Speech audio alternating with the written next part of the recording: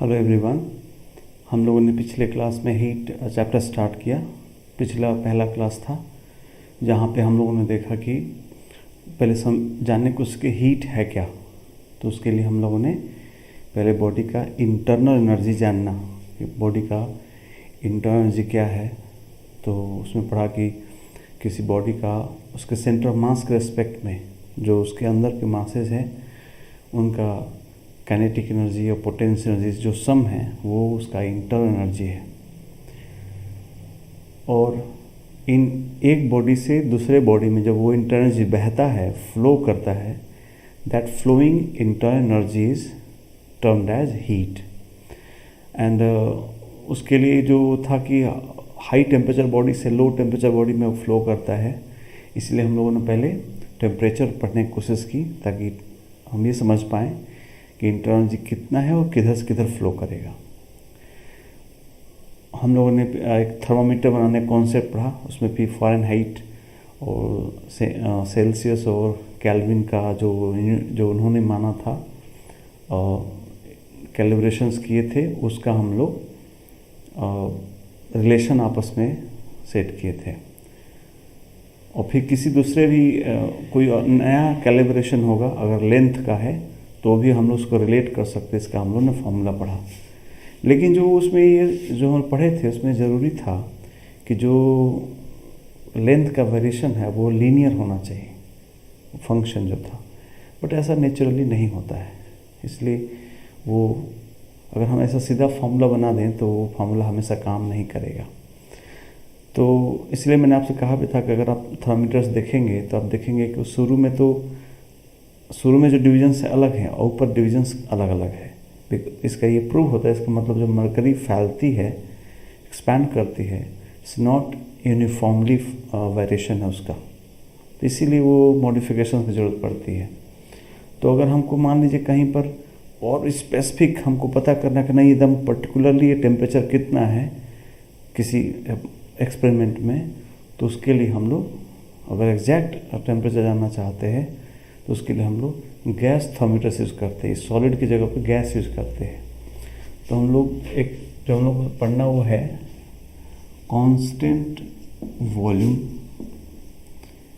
Gas thermometer. ये thermometer पढ़ना है, कांस्टेंट वॉल्यूम गैस थर्मामीटर। ये क्या है समझिए, कॉन्सेप्ट क्या है। आइडियल गैस के लिए आप जानते हैं पी वी इक्वल टू कितना होता है, NRT। आइडियल गैस इक्वेशन आप सब जानते हो। तो हम ऐसा लिख सकते हैं P equal to NR/V into T, है ना।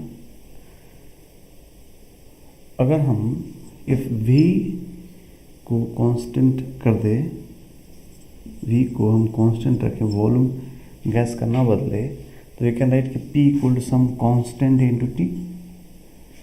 NR गैस का मोल कांस्टेंट रहेगा, R यूनिवर्सल कांस्टेंट ही है और V हम लोगों ने कांस्टेंट किया है, तो ये हो जाएगा। यही कॉन्सेप्ट है कि we can measure the pressure using barometers and accordingly we can measure the temperature. तो by measuring pressure we can measure the temperature. This is the concept. But again we have a unknown K. We must know the value of K, then only we can find T by measuring P. So जैसा हम लोगों ने पिछले thermometer में पढ़ा था, उसमें दो अननोन था, A और B दो लिए थे। तो हमको दो ऐसे पॉइंट्स का पता लगाना पड़ा, एक आइस पॉइंट और एक स्टीम पॉइंट था। वहाँ जाके हम लोगों ने A B का पता लगाया। तो चलिए पहला तो फ़ायदा यहाँ ये दिख रहा है कि वहाँ दो नहीं एक अननोन है। अब जानते हैं फिजिक्स में अगर जितने सारे अननोन्स है उतने सारे मेजरमेंट करने पड़ेंगे और जितना मेजरमेंट करेंगे उतना एरर आएगा। तो वहाँ दो मेजरमेंट था तो दो बार एरर आया, यहाँ कम से कम एक है तो एरर कम होगा। एक तो ये फ़ायदा है। तो पहले तो के नापने की कोशिश करेंगे, तो फिर हम लोग ऐसा किसी पॉइंट का कोई ऐसा केस पता लगाया जहाँ पर हमको वहाँ का प्रेशर वहाँ का टेम्परेचर पता हो तो के निकल आएगा। तो ऐसा पॉइंट होता है उसको बोलते हैं triple point. Triple point, triple point का मतलब क्या होता है, नोट कीजिए। देखा जाए, triple point of a substance, triple point of A substance is the temperature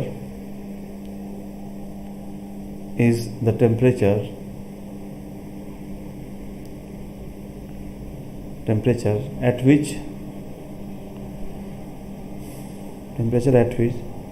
all its three phases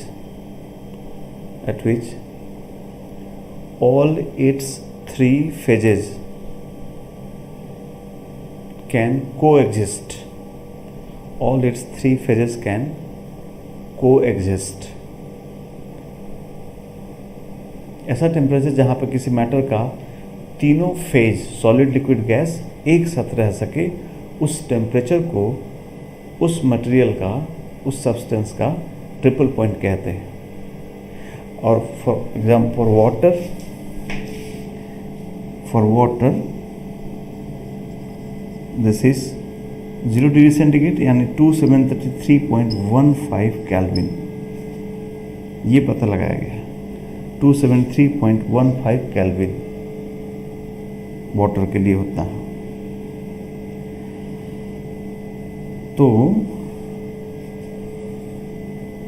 freezing point जहाँ कैसे 0 डिग्री सेंटीग्रेड पर, 0 डिग्री सेंटीग्रेड अप्रॉक्स कैसे वाटर का ट्रिपल पॉइंट हुआ।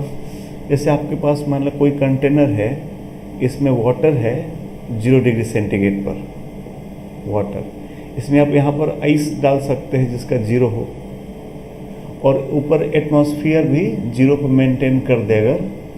तो बर्फ़ 0 पे है, पानी 0 पे है, हवा 0 पे है, तो ये बर्फ़ नहीं पिघलेगी, बिकॉज हीट का लेन देन कहाँ से होगा, दोनों का टेम्परेचर 0 ही है। अब जब ये वाटर है तो वेपर भी होगा, वाटर है, लिक्विड है, उसका वेपर भी होगा। So at 0 degree centigrade we have vapour, that is gas phase, and ice as solid phase, and water as liquid phase. So at 0 degree centigrade, all the three phases of water can coexist. So 0 degree centigrade is taken as the triple point of water. Precisely its value is 273.15 Kelvin. ठीक है. So क्या करेंगे हम इस gas, अब हम लोग इसी पर P और T को नाप लेंगे. T पता चल गया 273.15. उस गैस का प्रेशर अगर नाप लेते हैं तो हमको K का वैल्यू निकल जाएगा. अब वंस K निकल जाएगा तो जहाँ भी जाएंगे वहाँ पे उस गैस का प्रेशर नापेंगे, वहाँ का हमको टेम्परेचर निकल आएगा. देखिए कैसे करते हैं. हमारे पास पहले हम लोग गैस लेते हैं. ऐसा एक गैस लिया, एक कंटेनर लिया जिसकी वॉल्स हाईली कंडक्टिंग हो. वॉल्स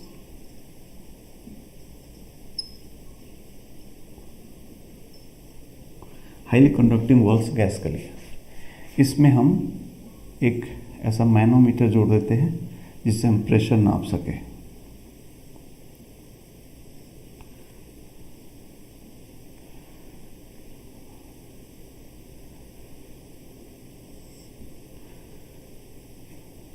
ठीक है.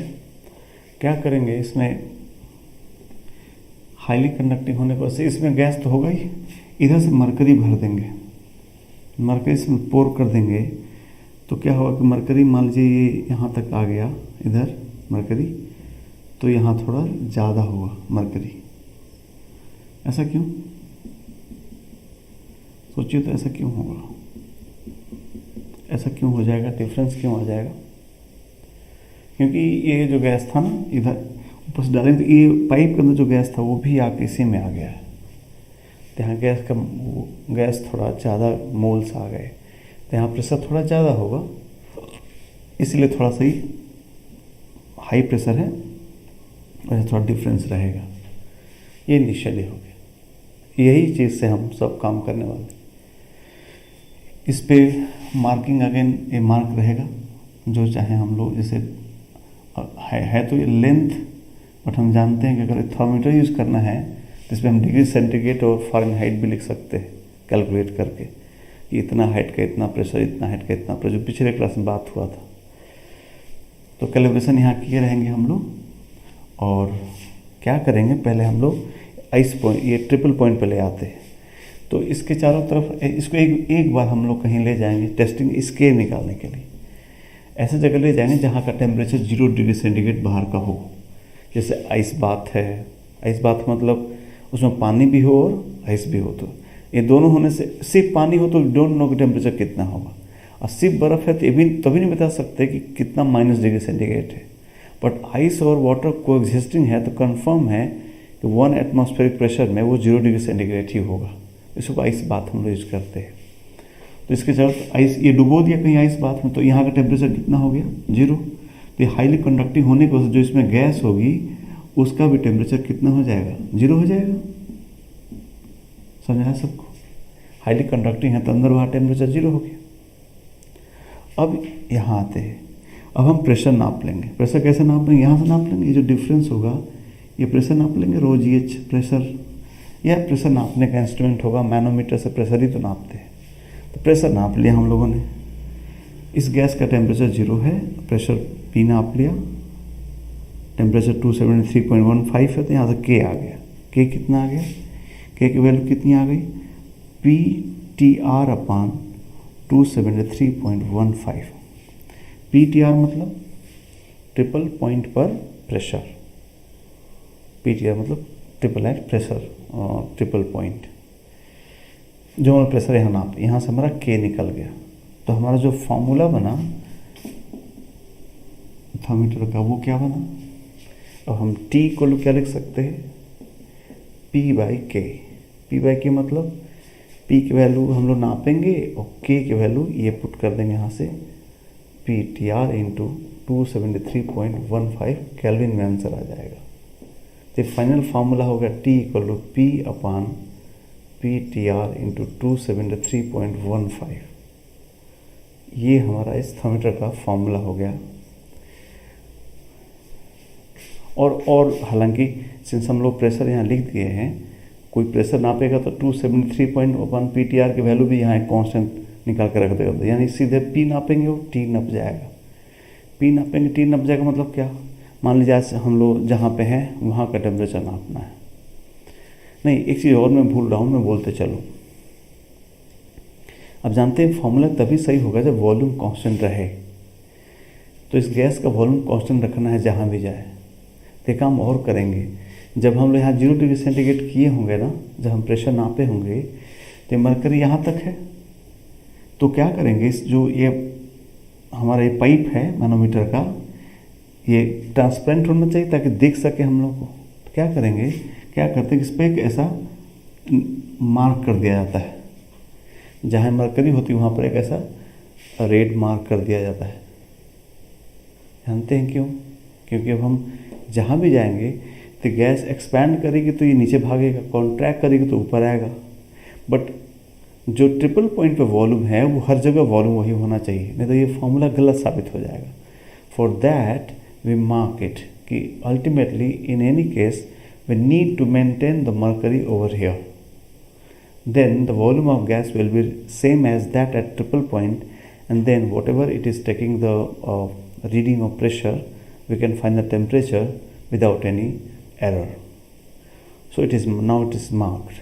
अब हम लोग मान लीजिए आज इस रूम का हम टेम्परेचर मेजर करना चाहते हैं, तो हम इस थर्मीटर को ला के यहाँ रख दिए, थोड़ा वेट करेंगे ताकि बाहर का रूम का टेम्परेचर अंदर के टेम्परेचर के बराबर हो जाए। एक्चुअली हम लोग ये फॉर्मूला देख रहे हैं, प्रेशर और टेम्परेचर किसका नाप रहा है, किसका नाप रहे हैं हम लोग, गैस का। गैस के लिए हम लोग इक्वेशन लिखे थे, लेकिन गैस के ही टेम्परेचर को बाहर का टेम्परेचर तब बोलेंगे जब गैस और बाहर का टेम्परेचर सेम हो जाए। So for that we need to wait for some time so that the surrounding temperature becomes equal to the gas temperature. Suppose आज 20 डिग्री सेंटीग्रेड है जहाँ आप बैठे हैं, तो 20 डिग्री सेंटीग्रेड यहाँ का टेम्परेचर है, तो 0 पे तो इतनी गैस थी, ये गैस तो 0 का वॉल्यूम था। 20 पे जानते हैं वॉल्यूम बढ़ेगा, टेम्परेचर बढ़ाने से वॉल्यूम बढ़ेगा, तो वॉल्यूम एक गैस एक्सपेंड करेगी। जब गैस एक्सपेंड करेगी तो क्या होगा, यही एक रास्ता है सिर्फ नीचे भागने का, एक्सपेंड करेगी तो जगह बनाएगी अपना। तो ये नीचे जाने लगेगी। तो नीचे जाएगी तो लेकिन हमको तो नीचे नहीं जाने देना है, तो हमको यहाँ से ड्रॉप यहाँ पर आपको और मरकरी पोर करना होगा। यहाँ से और मरकरी डालेंगे, डालते इतनी मरकरी यहाँ डालेंगे कि ये कंप्रेस करके फिर इसको वापस यहीं पे ला दें। तो ऑफकोर्स ये मरकरी कॉलम थोड़ा बढ़ जाएगा यहाँ पर, है ना। तो मरकरी कॉलम बढ़ जाएगा और फिर वापस जब मरकरी आ जाएगा तो फिर ये नया जो प्रेशर होगा OGH, वो प्रेशर नापेंगे, पी के वैल्यू यहाँ पुट करेंगे, टी का टेम्परेचर हम मेजरमेंट हो जाएगा। सो ये एक तरीका है, गैस टेम्परेचर, गैस थर्मोमीटर कहलाते हैं, and they are more precise.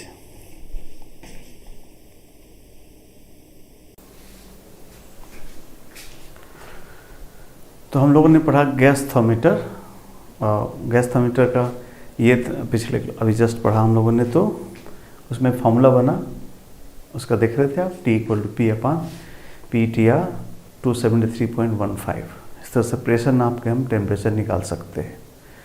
इस गैस थर्मोमीटर का क्या एडवांटेज है, आखिर क्यों पढ़े हम लोग, पिछले से क्या अच्छा है, तो इसको नोट कर लेते हैं हम लोग। लिखा जाए advantage of gas thermometers, advantage of gas thermometers.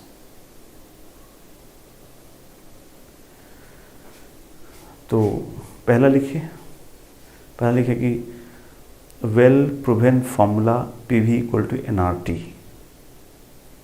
Well proven formula PV = nRT।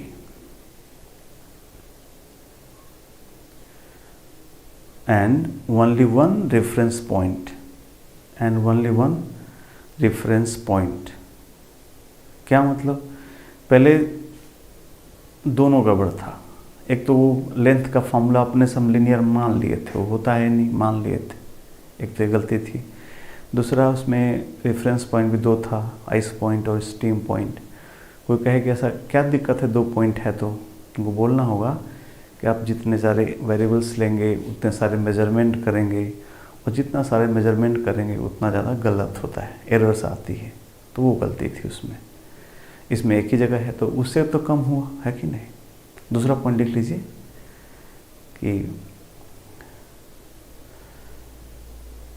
The measurement does not depend upon the type of gas used, जो हम फॉर्मूला लिखे हैं, आप पिछला क्लास अभी जो पीछे जो पढ़े हैं उसका नोट्स देखिए। उसमें अगर ऑक्सीजन है तो वही बात होगा, हाइड्रोजन है तो वही बात, कहीं उसका कोई जिक्र नहीं है, कोई ज़रूरत ही नहीं किसी गैस के बारे में। जो लैब में गैस है वही गैस आप यूज़ कर सकते हैं। बट जो हमारा लेंथ वाला था उसमें डिपेंड करता है कि रॉड आपका आयरन का है कि सिल्वर का है कि गोल्ड का है। वो जो रॉड है उसका मटेरियल पे डिपेंड करेगा उसका सारा बात, है कि नहीं। तो वो हर रॉड का अलग अलग हो जाएगा। बट यहाँ पे even if you change the gas the result is same and formula remain same. So this is the advantage. These are the 2 advantages of gas thermometer. Now we'll move. Now we are ready to measure the temperature of a body. But अभी बात हो रहा है कि अगर temperature बढ़ाने से gas का वॉल्यूम बढ़ जा रहा है, रॉड का लेंथ बढ़ जा रहा है, तो जब ऐसा होगा तो फिर तो हमको ये भी जानना चाहिए कितना बढ़ेगा, कैसे बढ़ेगा। इसे हम लोग बात कर रहे हैं कि वो लेंथ वाला गलत हो जा रहा है, लेंथ वाला लीनियर नहीं है। ताकि कैसे पता कि लीनियर नहीं है, वो लीनियर नहीं तो गलत काटने के पीछे तो आपका कोई एक लॉजिक होना चाहिए। तो वो हम लोग जानना चाहे कि रॉड का लेंथ कैसे बदलता है, वॉल्यूम, गैस का वॉल्यूम कैसे बदलता है टेम्परेचर बदलने से। सो इस टॉपिक को हम लोग पढ़ते, इसको बोलेंगे हम लोग थर्मल एक्सपेंशन। सो नाउ हम लोग पढ़ने जा रहे हैं थर्मल एक्सपेंशन, कि अगर हम किसी मटेरियल का टेम्परेचर बदलते हैं तो उसके फिजिकल, मतलब उसके dimensions, physical quantities, length, breadth, area, volume, pressure, ये सब कैसे बदलता है, तो इसमें पढ़ने जा रहे हैं हम लोग थर्मल एक्सपेंशन। अब देखिए आपके पास 3 तरीके के मैटर हैं, सॉलिड, लिक्विड, गैस। तो सॉलिड में लेंथ है, एरिया है और वॉल्यूम है। तो तो सॉलिड का टेम्परेचर बढ़ाएंगे तो लेंथ बदल सकता है, एरिया बदल सकता है और वॉल्यूम बदल सकता है। लेकिन अगर लिक्विड की बात करेंगे तो लिक्विड में तो सिर्फ वॉल्यूम होता है। कहते हैं ना, जिस कंटेनर में रख दो उसका शेप एक्वायर कर लेता है, तो उसका तो कुछ लेंथ नहीं है अपना, ना उसका कुछ एरिया है, सिर्फ वॉल्यूम है। तो उसमें सिर्फ वॉल्यूम एक्सपेंशन होगा, वॉल्यूम एक्सपेंशन पढ़ेंगे। और सेम चीज़ गैस में भी है, गैस का कोई लेंथ नहीं है, गैस का कोई एरिया नहीं, सिर्फ वॉल्यूम है, तो उसे वॉल्यूम एक्सपेंशन होगा। बट सॉलिड्स में लेंथ बढ़ सकता है, एरिया अलग से बात कर सकते हैं और वॉल्यूम बात कर सकते हैं। तो पहले हम लोग सॉलिड्स की बात कर लेते हैं। तो हम लोग अलग से करते हैं, पहले सॉलिड्स का एक्सपेंशन पहले पढ़ लेते हैं, फिर लिक्विड का गैस का अलग कर लेंगे। तो सॉलिड में पहला पढ़ते हैं हम लोग लीनियर एक्सपेंशन। लीनियर एक्सपेंशन मतलब एरिया और वॉल्यूम अभी पढ़ेंगे। लीनियर एक्सपेंशन पढ़ते हैं। तो एक्सपेरिमेंटली ये ऑब्जर्व किया गया है कि जो फ्रैक्शनल चेंज होता है, change in length per unit length, that is proportional to change in temperature. ये जो है ये एक्सपेरिमेंटल ऑब्जर्वेशन। तो इसी को फॉर्मुलेट किया जाएगा तो dl/L equal to proportionality constant हटा के यहाँ पर लिख देंगे अल्फा dt, जहाँ पे अल्फा को हम कहेंगे coefficient of thermal expansion. Coefficient of thermal expansion कहा जाएगा अल्फा को। अब एक चीज़ ध्यान दिए, आप लोग फिजिक्स में पढ़ते हैं तो ऐसा प्रोपोर्शनैलिटी वाला कई बार आता है, कई लॉज में आता है। फिर वहाँ प्रोपोर्शनैलिटी हटा के यहाँ पे हमें कोई क्वांटिटी डालते हैं, तो कहीं कहीं आप देखते हैं कि लिखता है this is a proportionality constant, और कहीं कहीं लिखता है इट्स ए कोफिशिएंट। इन दोनों में बहुत फ़र्क है। आज से कभी ऐसा सुनते तो आप अलर्ट रहें। अगर हम कहते हैं प्रोपोर्शनैलिटी कांस्टेंट है, इसका मतलब ये हुआ कि चाहे जो कर लो, वो जो वैल्यू हम रख रहे quantity, that will remain constant. But once we are saying it is coefficient, it means that quantity is liable to change, वो बदल सकता है। जैसे यहाँ पे कोफिशिएंट कहा गया है तो अल्फा ये वेरिएबल हो सकता है, बदल सकता है। क्वेश्चन वाला कांस्टेंट भी दे सकता है, उसको वेरिएबल भी दे सकता है। ठीक बात है। तो ये बात आप जानते रहें। यहाँ पे हम लिख देते हैं कि यहाँ जो अल्फा है मे वैरी विथ टेम्परेचर। ये क्वेश्चन वाले पर निर्भर करता है वो कैसे देता है। आप इसको कांस्टेंट ना समझें, ये कोफिशिएंट। ओके, सो अब हम लेंथ में चेंज निकालना चाहते हैं तो क्या करना होगा? इंटीग्रेट करना होगा। dl/L को इंटीग्रेट किया जाए अल्फा dt से, ऐसा इंटीग्रेट किया जाए, है ना। इनिशियल कुछ टेम्परेचर रहा होगा, वहाँ पे एक इनिशियल लेंथ दिया होगा। फाइनल टेम्परेचर आप जहाँ ले जाना चाहते हैं वहाँ पर हम फाइनल लेंथ बताएंगे आपको। ऐसे तो करेंगे, कोई चीज़ करेंगे तो। अब यहाँ पे बात, अगर अब इंटीग्रेशन का जो अगला स्टेप होगा इस बात पे डिपेंड करता है कि ये अल्फ़ा टेम्परेचर डिपेंड करता है कि नहीं। अल्फ़ा कांस्टेंट होगा तो बाहर आएगा, नहीं तो नहीं बाहर आएगा। तो पहले तो आप तैयार होइए। अक्सर अल्फ़ा कांस्टेंट दे के ही क्वेश्चन आता है, बट आप तैयार हो जाइए एज ए कंपटीशन देने वाला बच्चा की ऐसा क्या है, अगर अल्फ़ा वेरिएबल दोगे तो कोई पहाड़ नहीं टूट पड़ेगा।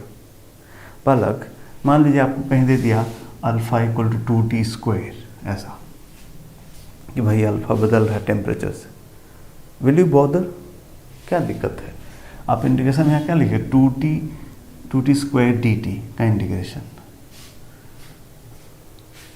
t³/3। तो आप बस मेंटली प्रिपेयर रहें कि अल्फ़ा अगर वेरिएबल देता है तो आप परेशान ना हो, आप इंटीग्रेट कर लीजिएगा। इधर का इंटीग्रेशन आ जाएगा log ln L upper limit lower limit, और यहाँ पे अल्फ़ा dt का इंटीग्रेशन हो जाएगा, जो भी फंक्शन दीजिएगा। हम अभी अल्फ़ा बाहर निकाल ले रहे हैं ये शर्त के हिसाब से कि अल्फा कांस्टेंट है, इफ अल्फा इज कांस्टेंट। भाई वो तो अभी मैं नहीं बता सकता ना कि अल्फा क्या लेगा, किस हर क्वेश्चन वाला अपना देगा, तो देगा तो आप इंडिकेट कर लीजिएगा। हम एक केस कर डिस्कस कर दे रहे हैं जो ज़्यादातर आता है जहाँ पर अल्फा कांस्टेंट होता है, तो मैंने अल्फा को बाहर निकाल दिया। तो इसका क्या हो जाएगा, ये हो जाएगा ln LF upon LI upper limit minus lower limit is equal alpha TF minus TI, let me right T delta T। नहीं, अब अगर हम ये लॉग हटाना चाहते हैं तो LF अपॉन LI हो जाएगा e power alpha delta T, यानी जो LF हो गया that LF is LI e power alpha delta T, इस तरह से वैरी करेगा। तो देख रहे हैं, इसी समस्या से हम लोग बात कर रहे थे कि थर्मोमीटर रॉड जो बना रहे हैं, लीनियर तो हम लोग लिख रहे हैं बट ये लीनियर होता नहीं है।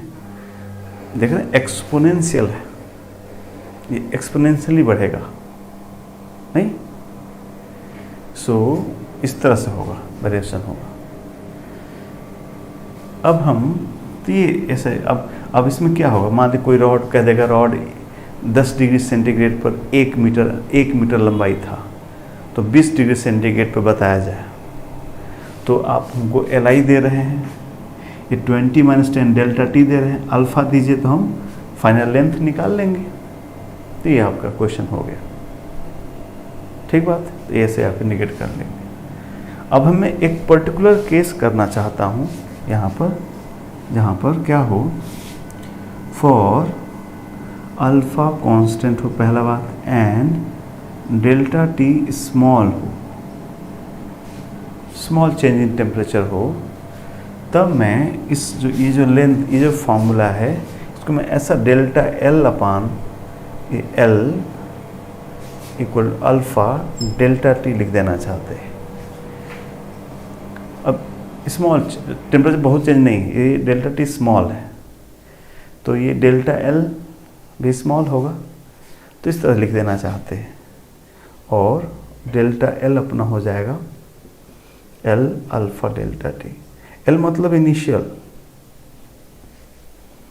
यही तो अप्रोक्सीमेशन कर रहे हैं, नहीं तो फिर आप ऐसे इंडिकेट कीजिए, कोई दिक्कत नहीं। बट अगर स्मॉल चेंज इन टेम्परेचर दिया हो और अल्फा कांस्टेंट हो तो आप ये डायरेक्ट लिख सकते हैं कि delta L equal to LI alpha delta T। ये फॉर्मूले की तरह आप यूज कर सकते हैं, ध्यान रहे, जब टेम्परेचर चेंज बहुत ज़्यादा ना हो, है ना, और अल्फा भी कांस्टेंट हो।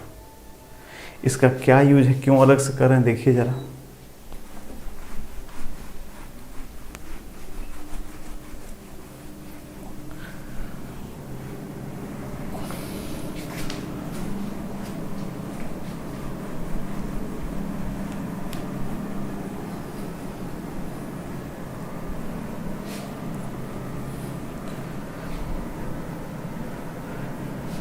इसका हम थोड़ा एप्लीकेशन करेंगे अभी, इस फार्मूले का जो डेरिवेशन किया हम लोगों ने, बट ये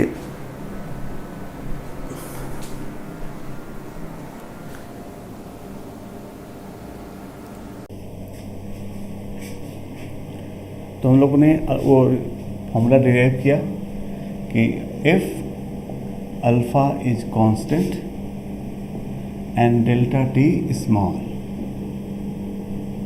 तो हम सीधे लिख सकते हैं delta L equal to LI alpha delta T। इस पे क्वेश्चंस आते हैं जेईई में, इस फार्मूले पर हम लोग यहाँ कुछ क्वेश्चंस करके आगे बढ़ते हैं। जैसे शुरुआत करते हैं 2019 के क्वेश्चन से। 2019 में क्वेश्चन आया, कहा कि दो रॉड से एकदम सेम डायमेंशन सेम डायमेंशन, एक जैसे नहीं है, dimensionally same, different material different है, डायमेंशनली दोनों सेम है। इनिशियली दोनों 30 डिग्री सेंटीग्रेड पे है, ठीक। कहता है इसको 180 तक हीट टेम्परेचर बढ़ाया गया और इसका टेम्परेचर T डिग्री सेंटीग्रेड तक बढ़ाया गया। कहता है कि if alpha A ratio alpha B is 4:3, then लेकिन नीचे लिखे find the temperature T, find the temperature T if their final length is also same. Find the temperature T if their final length is also same. कीजिए तो उस फॉर्मूले, simple formula लगा के।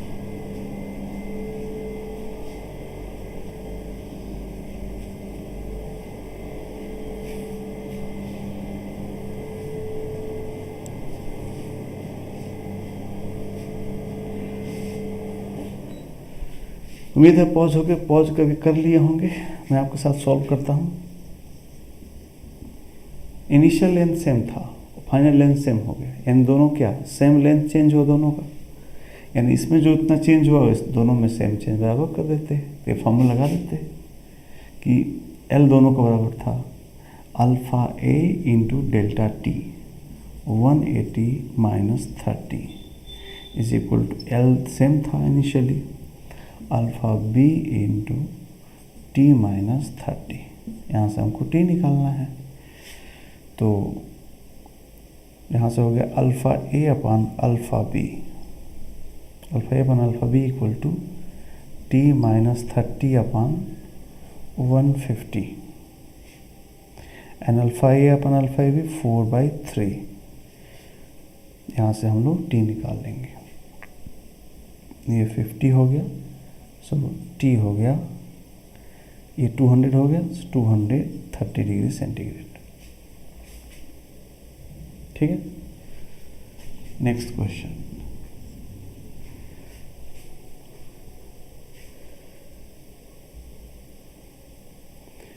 Next question है कि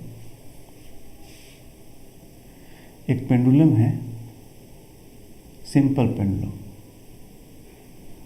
आप जानते हैं इसका टाइम पीरियड का फॉर्मूला होता है 2π√L/g। ये आपको गिवन है, आप ये पता है आपको, ठीक बात। तो कहता है कि इसका अपना कुछ एक रीडिंग होगा, कोई एक पर्टिकुलर टेम्परेचर पे इसका अपना फिक्स टाइम पीरियड T है। बट अगर मान लीजिए कहीं और जगह ले जाते हैं जहाँ टेम्परेचर ज़्यादा हो, तो टेम्परेचर अगर ज़्यादा होगा तो क्या होगा, इसका लेंथ बढ़ जाएगा, और लेंथ बढ़ जाएगा तो टाइम पीरियड में चेंज आ जाएगा, है ना।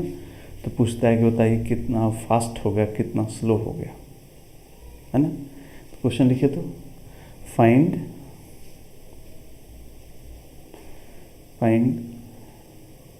द टाइम गेन्ड और lost,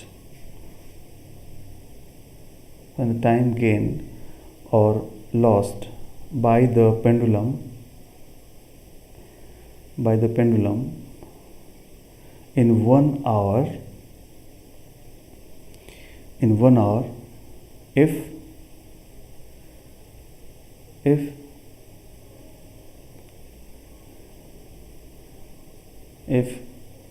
the temperature rises by delta T, the temperature rises by delta T।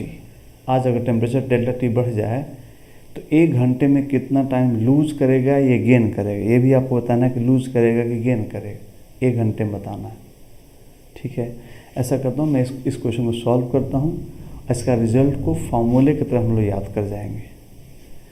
चलिए, ये तो एक मान लीजिए L0 था और T0 टेम्परेचर था, इन टाइम पीरियड था, L0 था। तो अब अगर डेल्टा टी कर देंगे तो ये कितना हो जाएगा, नया जो टाइम पीरियड हो जाएगा कितना हो जाएगा, 2π√L0 प्लस लेंथ बढ़ जाएगा L0 alpha delta T upon जी।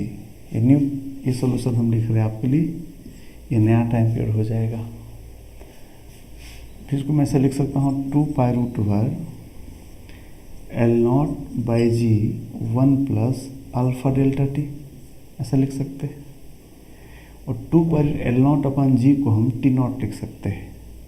सेकेंड है t equal to t naught root over 1 plus alpha delta t, सही है। फिर इसको लिख सकते हैं t equal to t naught 1 plus alpha delta t का पावर हाफ।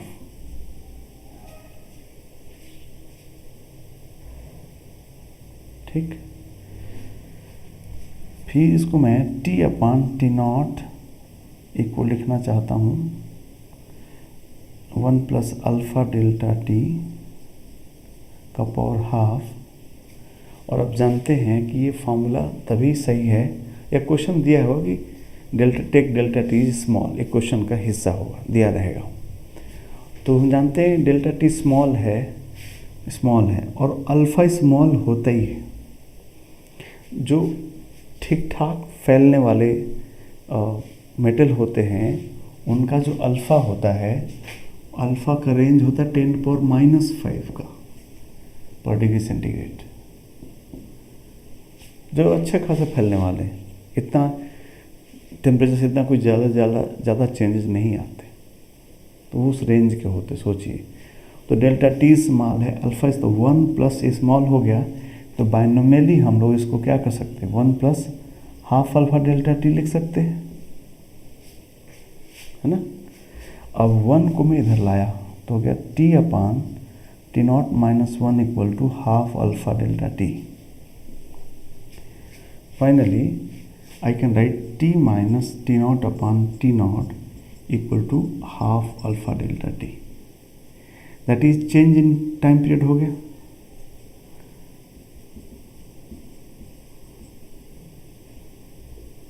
है ना। अभी आप लोग फॉर्मूले की तरह याद कर जाइए। इसमें देखिए डेल्टा टी में कंफ्यूज मत कीजिए, ये टाइम है, ये हम इसको शुरू से स्मॉल कर लेते हैं, हम लोग स्मॉल टी लिख लेते हैं ताकि कंफ्यूजन टेम्परेचर से ना हो। ये टाइम है और वो टेम्परेचर, स्मॉल कर लेते हैं इसको। ये टाइम पीरियड है, ये टाइम पीरियड है, ये टाइम है, ये टाइम है, ये टेम्परेचर। सो इस फॉर्मूले पर ध्यान दें। आप क्या करें, इस फॉर्मूले को याद कर जाइए, इस रिलेशन को याद कीजिए। ये क्या है, ये हुआ चेंज इन टेम्परेचर पर सेकेंड, डिवाइड कर दिए, डेल्टा टी से डिवाइड हो जाएगा। तो जो डिवाइड वैल्यू क्या आएगी, चेंज इन टाइम पीरियड पर सेकेंड। तो 1 सेकेंड में कितना उसका वो टाइम गेन करेगा, लूज करेगा, ये निकल आएगा। तो 1 घंटे में निकालना आसान से निकाल, फिर मल्टीप्लाई कर लेंगे। तो लिख दीजिए यहाँ पर सो द टाइम लॉस्ट और गेन्ड, लॉस्ट गेन कब होगा ये बात करते हैं आपसे। टाइम लॉस्ट और gain by the pendulum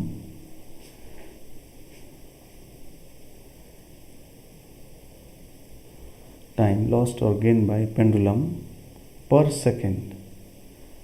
second is half alpha delta t, per second is half alpha delta t। तो बालक 1 घंटे में होगा तो मल्टीप्लाई कर लेना number of seconds in 1 hour, है ना। 60 × 60 करके आप निकाल सकते हैं, बट आप जो इसको फॉर्मूले के तरह यूज कीजिए।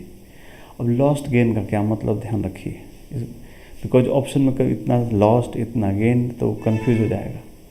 लॉस और गेन का मतलब, लॉस मतलब स्लो हो जाना, और स्लो कब होगा, जब टाइम पीरियड बढ़ जाएगा। टाइम पीरियड बढ़ जाएगा मतलब क्या होगा, उसको जब 1 सेकेंड करने में ज़्यादा समय लग जाएगा। हमारा जब 1 घंटा होता है तो उसको उस समय में ज़्यादा समय लग जाएगा उसको। तो जब टाइम पीरियड बढ़ जाता है तो कहते हैं ये टाइम का लॉस कर रहा है। और टाइम पीरियड अगर घट गया, टेम्परेचर घटा तो टाइम पीरियड घटेगा, देख रहे हैं टेम्परेचर, ये जो लेंथ की बात, लेंथ बढ़ेगा तो टाइम पीरियड बढ़ेगा। सो अगर टेम्परेचर घटाएंगे तो टाइम पीरियड घटेगा। टाइम घटने मतलब फास्ट हो जाना, जल्दी कर लेगा, तो कहेंगे टाइम गेन कर रहा है। सो उसको नीचे नोट कर लीजिए। if temperature is increased,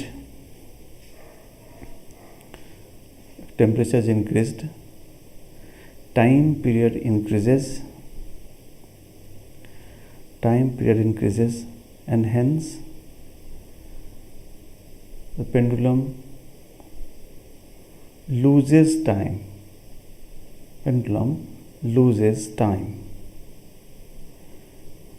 And if temperature is decreased, time period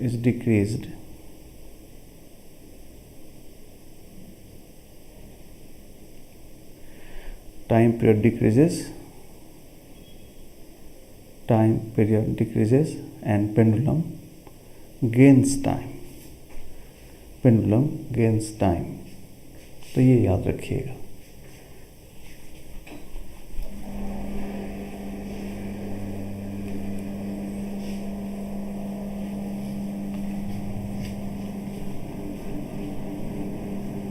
अब एक क्वेश्चन और इसमें जो बहुत ज़्यादा आता है वो देख लीजिए. यंग्स मॉडुलस यूज करके स्ट्रेस स्ट्रेन पूछते हैं. वो एक ज़्यादा पूछे जाने वाला पार्ट इस क्वेश्चन इसमें वही है, उसको देखिए. पहले तो एक कॉन्सेप्ट है जो समझिए सब लोग. जैसे कोई एक रॉड है, एक रॉड हुआ जिसकी लंबाई हो गई L0. अब हमने इसको डेल्टा T से टेम्परेचर को बढ़ा दिया, तो चेंज इन लेंथ आ गया वाला कितना, L0 अल्फा डेल्टा T. आपने सुना है यंग्स मॉडुलस का नाम सुना है आप लोग? यंग मॉडुलस जानते हैं सब लोग? यंग्स मॉडुलस होता है स्ट्रेस बाय स्ट्रेन. हालांकि सब मॉडुलस होते हैं, बट यहाँ का स्ट्रेस होता है normal stress upon normal strain या लॉन्गिट्यूडनल स्ट्रेन. तो नॉर्मल स्ट्रेस होता है क्या कि अगर force upon area upon change in length upon length. इस चीज़ को हम डिटेल आपको बताने जा रहे हैं, समझेंगे. एक चीज़ क्या होता है कि जैसे कोई एक रॉड हो, फिक्स हो, आप लोग पढ़े होंगे, फिर मैं रिवाइज करा देता हूँ. इस पर हमने अगर एक फोर्स F लगाया तो हम फोर्स न लिख के, फोर्स नहीं, यहाँ पर जो टेंशन होता है T, इस रॉड के अंदर कहीं पर टेंशन T है, तो इस tension point area inside the rod, F by a नहीं, बाहरी फोर्स अपन एरिया नहीं, रॉड के अंदर जाइए, किसी क्रॉस सेक्शन पे जाइए, तो वहाँ के अंदर टेंशन अपन एरिया, इसको हम स्ट्रेस कहते हैं. और ये जितना इसका लेंथ बढ़ा है खींचने से, डेल्टा एल अपन जो ओरिजिनल लेंथ था, रिलैक्स लेंथ था, वो है स्ट्रेन. ध्यान रहे, बाहरी फोर्स नहीं, अंदर का फोर्स. जैसे ये जो डायग्राम है इसके हिसाब से तो कहीं भी जाइएगा तो टेंशन, यहाँ अगर आप इस पार्ट का एफबीडी बनाइएगा, इधर F हो जाएगा, इधर T हो जाएगा, और T इक्वल टू यहाँ पर F होगा. तो आप यहाँ पर F बाई ए अपान भी कह सकते हैं, बट ऐसा हमेशा होना ज़रूरी नहीं है. जैसे रॉड चलने लगेगा तो अलग अलग हो जाएगा, जो कि आप लोग यंग्स मॉडुलस में अलग से पढ़े होंगे. हम वहाँ तक नहीं जाएंगे, यहाँ वापस आएंगे. अब मैं यहाँ पूछना चाहता हूँ, कोई एक रॉड है, आपने टेम्परेचर T डेल्टा T से बढ़ा दिया, तो उसका लेंथ डेल्टा L बढ़ गया.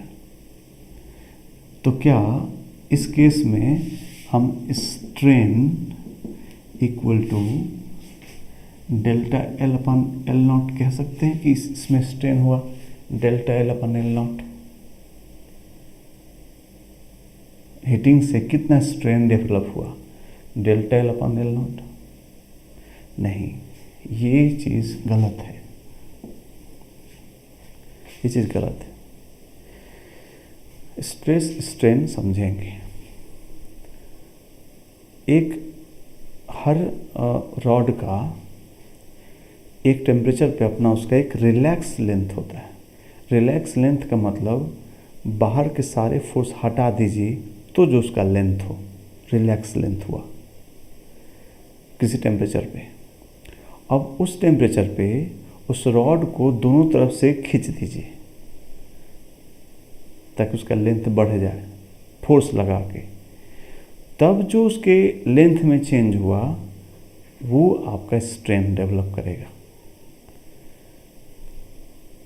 आई रिपीट, जैसे मान लीजिए रॉड हो गया, ऐसा ही रॉड है और इसमें बाहर से कोई फोर्स नहीं लगाया है, तो ये इसका इस टेम्परेचर पे नेचुरल लेंथ हुआ। अब हम टेम्परेचर को मेंटेन करते हुए इसको ऐसा खींच के इसका लेंथ अगर बढ़ा दें, तब जो डेल्टा एल अपान रिलैक्स लेंथ हुआ इसका स्ट्रेन कहलाएगा। लेकिन इसका लेंथ बढ़ाने का एक उपाय हुआ कि हम फोर्स लगा के बढ़ा दें, दूसरा हुआ कि हम बस ऐसे रखे रहें और इसका टेम्परेचर बढ़ा दें तो इसका लेंथ बढ़ जाए। तो ध्यान दे रहे हैं, अब ये टेम्परेचर बढ़ रहा है, इसका लेंथ बढ़ रहा है, बट इट इज़ रिलैक्स्ड। बाहर से इस पर कोई फोर्स नहीं लगा है और लेंथ बढ़ रहा है। तो अगर किसी बॉडी के अंदर स्ट्रेस नहीं है तो उसमें स्ट्रेन नहीं होगा। समझ में बात? स्ट्रेस नहीं है तो स्ट्रेन नहीं होगा। Change in length upon length strain कहते हैं, but that change must occur due to the forced by, बाहर से फोर्स करके अगर लेंथ चेंज करते हैं तब जाके होगा। स्वतः सबको अपने से हो रहा है तो उसमें कोई स्ट्रेन डेवलप नहीं होगा। शायद कम समझ में आया तो मैं दूसरा एग्जांपल लेता हूँ। आप क्लास 5th में पढ़ते थे, एज्यूम कीजिए जब 5th में पढ़ते थे तो आपकी हाइट थी 4 फीट। 4 फीट उस समय हाइट थी आपकी। आज आप क्लास 11th में आ गए, 12th में आ गए, या जिस क्लास में पढ़ रहे हैं, तो आपके आज मान ली हाइट हो गई 6 फीट। 5th में थी 4 फीट, आज आप 6 फीट के हो गए। तो आपके हाइट में तो चेंज आ गया, तो क्या आपकी बॉडी में स्ट्रेन आ गया है, स्ट्रेस हो गया है? 2 फीट अपान 4 फीट स्ट्रेन डेवलप हुआ है क्या? आपको ऐसा लगता है कि सब अब हाइट बढ़ गई, बड़ा स्ट्रेस रहता है सर, हाइट बढ़ गई? नहीं ना। जैसे हर उम्र की एक रिलैक्स हाइट होती है, आप क्लास 5th में थे तो 4 फीट रिलैक्स हाइट थी, आज क्लास 11th में आ गए, 12th में आ गए या 12th पास कर गए हैं, आपकी हाइट 6 फीट है, तो आज का ये 6 फीट ही आज का रिलैक्स है। उस दिन भी रिलैक्स थे और आज भी रिलैक्स थे, और बीच में क्लास 5 से क्लास 12 तक हर साल हाइट की वजह से कोई बॉडी में स्ट्रेस नहीं आया। So the change, of course your height is changing, but it is not causing any stress and hence the strain. But मान लो क्लास 5th में पढ़ते थे, उस दिन कुछ बच्चे पकड़ के 4 फीट खींच के 6 फीट करते खींच के, तो सब बॉडी के अंदर स्ट्रेस आ जाता, उस दिन स्ट्रेन आप कह सकते थे। तो वैसे जैसे हर उम्र की एक रिलैक्स हाइट होती है, वैसे हर टेम्परेचर की एक रिलैक्स लेंथ होती है। समझे बात? तो अगर इनिशियल टेम्परेचर पर लेंथ L0 था तो रिलैक्स था, डेल्टा टी बढ़ा दिए तो L0 plus alpha delta T हो गया तो रिलैक्स है। So this is not the strain, this is the strain. Keeping the temperature constant, we change the length by additional force. That change causes stress and strain. So even if this rod is इसका length बढ़ गया, but there is no stress or strain. Okay? So पूछेगा तो strain वहाँ 0 लिखिएगा। अब मैं इसको यूज करने जा रहा हूँ। अब देखिए, उल्टा भले हो सकता है, मैं एक क्वेश्चन के थ्रू आपको समझाना चाहूँगा। मान लीजिए ये रॉड का लेंथ L0 था, रॉड का लेंथ L0 था, हम लोगों ने क्या किया, इसको 2 दीवारों के बीच में कस दिया, इसको ऐसा दोनों तरफ से ऐसा फिक्स कर दिया ताकि ये रिजिड सपोर्ट से कर दिया। अभी इसका लेंथ बढ़ने नहीं देंगे ये लोग, और लेकिन हम लोग इसका डेल्टा टी बढ़ा रहे, अब बढ़ा रहे तो वॉल, ये रॉड बढ़ना भी चाहेंगे तो वॉल तो बढ़ने ही नहीं देंगे लेंथ को, तो अब स्ट्रेस हो गया। लेंथ नहीं बढ़ेगा तो स्ट्रेस हो जाएगा। सही बात मान रहे हैं? वो लेंथ ना बढ़े तो स्ट्रेस हो जाए, कंप्रेशन हो जाएगा उसके अंदर, वो बढ़ता तब रिलैक्स रहता। तो अब यही पूछ ही लिया कि फाइंड द स्ट्रेस, फाइंड, एक क्वेश्चन ही हो गया, फाइंड द स्ट्रेस। इस रॉड के अंदर स्ट्रेस बताना हम लोग को। देख रहे हैं यहाँ लेंथ न बढ़ने की वजह से स्ट्रेस हो गया, बिकॉज बढ़ जाता तो रिलैक्स रहता, ना बढ़ा तो स्ट्रेस में आ गया। हमको यहाँ पे स्ट्रेस बताना है। तो कैसे सोचेंगे, देखिए हम लोग ऐसा सोचेंगे, हम लोग सोचेंगे कि इनिशियल ये लंबाई जो थी एल नॉट की, तो ये इनिशियल ऐसे होती और रिलैक्स थी। फाइनली इसको ऐसे हो जाना चाहिए था। कितना हो जाना चाहिए था इसको, L not plus L not alpha delta T, इसको हो जाना चाहिए, फाइनली ऐसा हो जाना चाहिए था, इतना बड़ा हो जाना चाहिए था। तो हम लोग उल्टा सुनेंगे, क्या समझेंगे, हम लोग ऐसा समझा जाए कि इस रॉड को दोनों तरफ से कंप्रेस करके, उल्टा कि एक्चुअली में इस रॉड को दोनों तरफ से कंप्रेस करके छोटा कर दिया गया, इतना कर दिया गया। दीवार ने ही काम किया है, कंप्रेस कर दिया है। अब हम स्ट्रेस, ये हमारा इनिशियल लेंथ हो गया, ये फाइनल लेंथ हो गया। अगर हम यंग कंप्रेशन की बात करते हैं तो हम ये लगा सकते हैं यंग्स मॉडुलस इक्वल टू क्या, तो स्ट्रेस अपान स्ट्रेन, अपान स्ट्रेन। स्ट्रेन क्या होगा, चेंज इन लेंथ अपान कौन लेंथ, इनिशियल लेंथ की फाइनल लेंथ। स्ट्रेन में जो ये लिख रहे हैं डेल्टा एल बाई एल, ये एल क्या होता है, ये वाला एल इनिशियल की फाइनल, तो इनिशियल फाइनल करना नहीं है, रिलैक्स लेंथ। इनिशियल हो तो फाइनल हो तो जो रिलैक्स होगा वही लेंथ लेंगे। तो चेंज इन लेंथ कितना होगा अलग, L not 1 plus L not alpha delta T घट के एल नॉट हो गया, तो यही चेंज होगा, ये छोटा हो जाएगा। तो चेंज इन लेंथ आप इतना लिखोगे, लेकिन यहाँ क्या लिखोगे, कौन सा लेंथ लिखोगे, एल नॉट की ये वाला रिलैक्स वाला, जिस मतलब वो लेंथ जो फोर्स लगाए बिना होगा। तो अगर फोर्स न लगता, रिलैक्स होता तो आज रॉड इतना बड़ा होता, बट फोर्स लगाने को से ये ऐसा घट के यहाँ तक आ गया है। तो ये रिलैक्स लेंथ है और ये स्ट्रेस्ड लेंथ है, कॉम्प्रेस्ड लेंथ है। इसलिए हमको ये वाली वैल्यू यहाँ लिखना चाहिए, L not plus L not alpha delta T.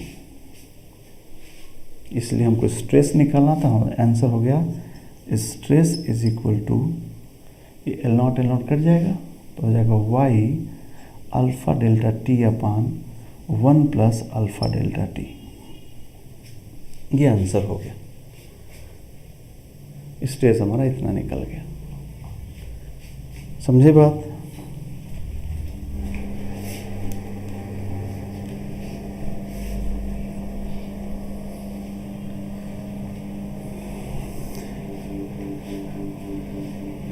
ये क्वेश्चन का जो आंसर है वो आप ऑप्शन में देख के लिखना वाला।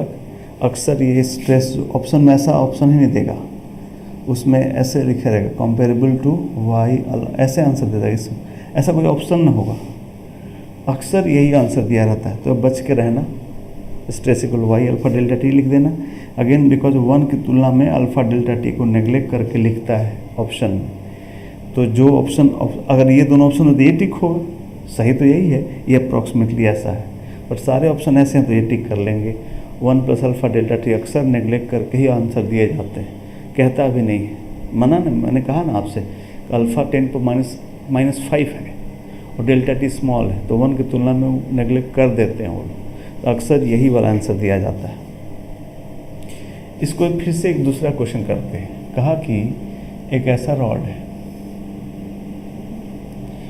ये रॉड है ऐसा, और ये 2 रॉड से मिलकर बना है, L1 L2, इसका Y1 है, इसका Y2 है, इसका अल्फ़ा 1 इसका अल्फ़ा 2 है। 2 रॉड है मिलके से बने हैं, जॉइंट रॉड है, अलग अलग मटेरियल है, ये अलग मटेरियल हो गया, ये अलग मटेरियल हो गया, ऐसा 2 रॉड है। अगला क्वेश्चन हम लोग कर रहे हैं, कहता है कि find a relation such that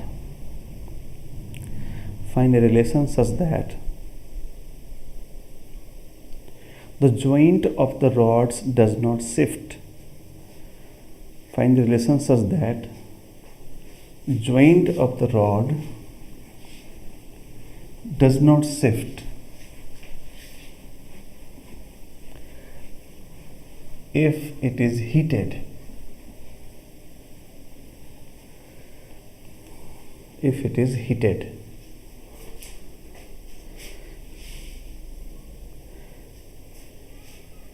बालक दो रॉड है, जब हीट करेंगे दोनों फैलेंगे, लेकिन दोनों तरफ दीवार से कस दिया गया, उनको क्लैंप कर दिया गया ताकि जो नेट लेंथ है वो ना बदले।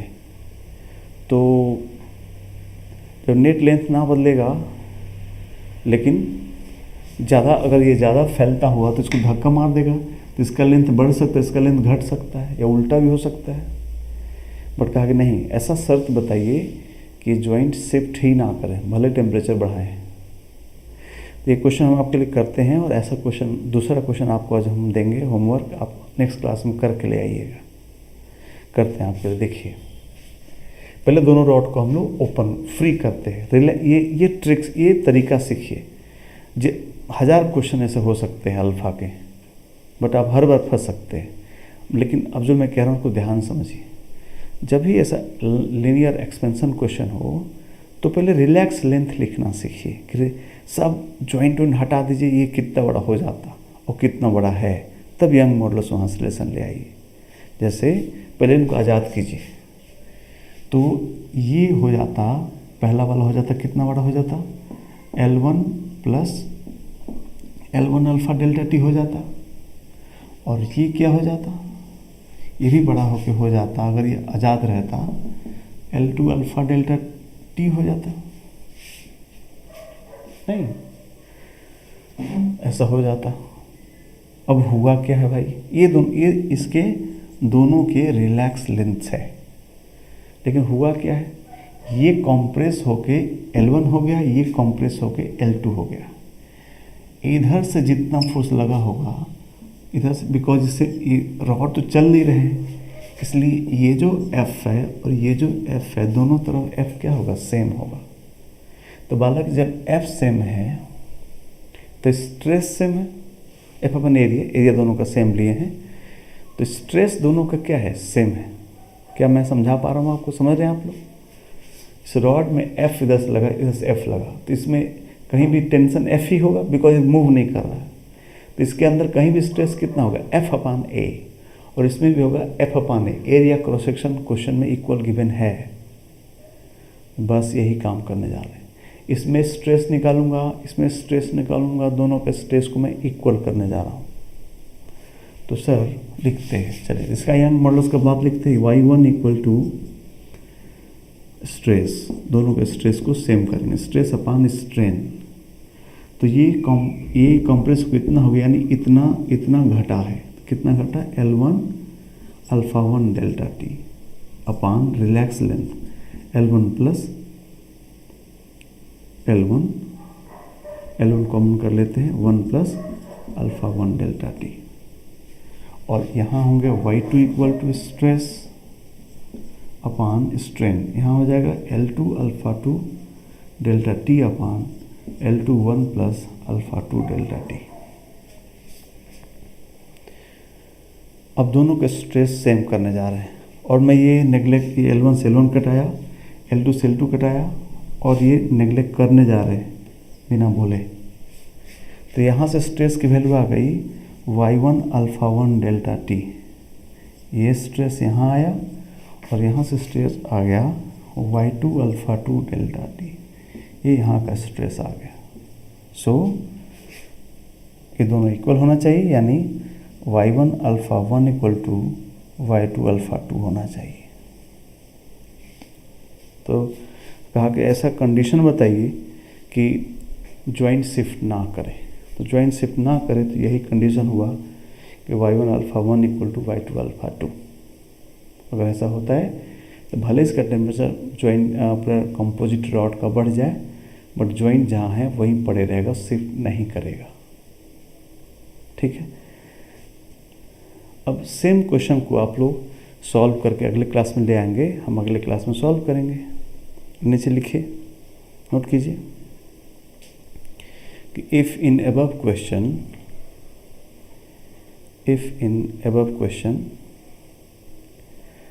y1 alpha 1 is greater than y2 alpha 2 बराबर नहीं है, y1 alpha 1 is greater than y2 alpha 2, then find the shift in joint of the rod.